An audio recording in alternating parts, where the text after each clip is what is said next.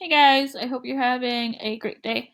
We're actually going to be using a new um, application for our assignment today, and we'll go over that in a second. So, we just finished up our chapter in Of Mice and Men. Hopefully, you guys are liking the book thus far. Let's take a look at our directions for the day. Our first thing on our list is to make sure that our attendance form is filled out on time. Remember, if you don't fill out your attendance form on time, I do have to mark you absent for the day.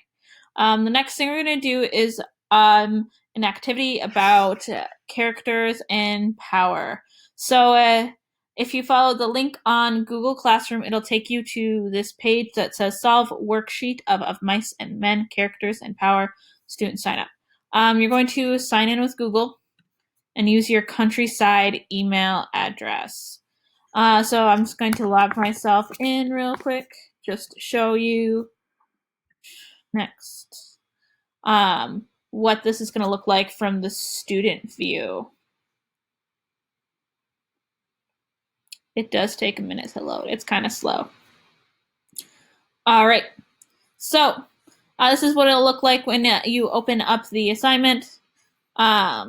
Our first one is a sorting activity. So if you look, there's a bunch of descriptions at the top of our various characters. So we'll do one of them together. So for example, our skilled ranch hand, we can go and we can click on who we think is a skilled ranch hand.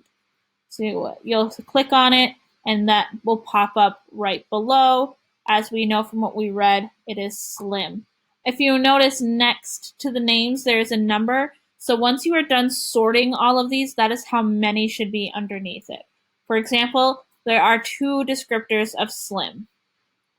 So you'll have 2 things under Slim's name. You can go down and check. These will fill in as you are going. For example, I'm just going to click on it, Slim, and it goes right under Slim's name. If I do want to change it, I can click on the X and have it put somewhere else. So after you're done doing your sorting of who is who and what each character is like, there's a quick video to watch on power. And we're going to talk a little bit about power in our upcoming questions. So it's going to be important for you guys to watch this so you just have an idea of what each one is like. If you notice, you only have to watch up until 4 minutes and 42 seconds. The information afterwards isn't bad. It is cool. It's neat to know about, but it's not necessarily something we need to know about for our novel. We just need to know the basics of power. So our first question is from our video is what the ability to make others do what you would have them do is called, and you're going to pick one. You just need to click on whatever one of you it is. So if I think it's civic area, I click on civic area. After that, you have a quick matching activity with the different kinds of power and what is which one. I would suggest, if I was doing this assignment, to actually do this portion while you're listening because they're going to use pretty similar definitions in the video as the ones I have listed for you on the side. So what I would do is I would just do these 2 questions as you are listening just to make it easier for you, and it also save you some time too as well. Our next one is choose the option that is not a law of power. Again, this is also coming from our video. I would do this question with our video. Our next set of questions is all about our characters one more time. I will tell you right now, we are missing a character in this list, and that is going to be important for later. So while you are doing this, I might want to check at the top and see which character we're missing. What you're going to do is there's the person listed, what their power is. So for example, George, and it says controls what Lenny is able to do because Lenny thinks George is smarter. You're going to look up here and see what kind of power is that. Is it physical force, wealth, state action, social norms, ideas, or numbers? This one's actually an idea. It's an idea of Lenny's that George is smarter. We could debate and say, yeah, he is smarter, but it is an idea.